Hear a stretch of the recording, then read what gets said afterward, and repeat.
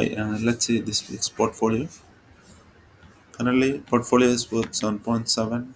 This week, market went up, so it's 2.06% up. Gain is 155.93. Earned dividends, it's $11.11. So there is not much dividend happen. Let's go to the activity tab.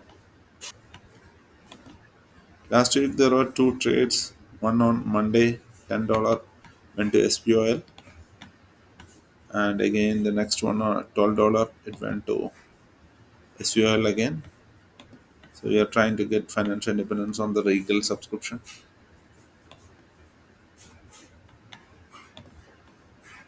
If you click on borrow right now, the borrow amount is 1942. So I paid like $24, $13, $5 in between. So right now it's 1942. So Regal subscription, our aim is 23.67. So we almost reached there. SPL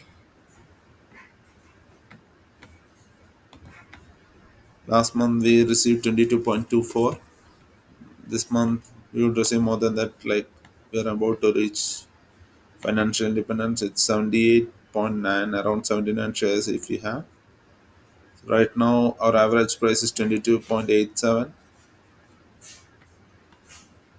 The current price is 22.87. That's almost par. Let's go to the Excel to understand the financial independence details. Before that, we'll check the liability pie. Liability pie right now it's 1992. We didn't do anything. The Tesla came back.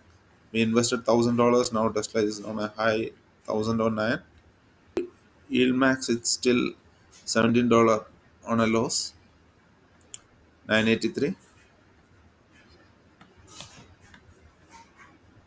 You'll see the Tesla price is 2838 and the average price is 236. Now let's go to the Excel sheet. Here the monthly dividend increased to 144.01. Annual dividend right now estimated at 1728. Only difference is SUL right now we have more shares, 77.65 shares. So on total with that 77.65, our annual dividend is 24.91.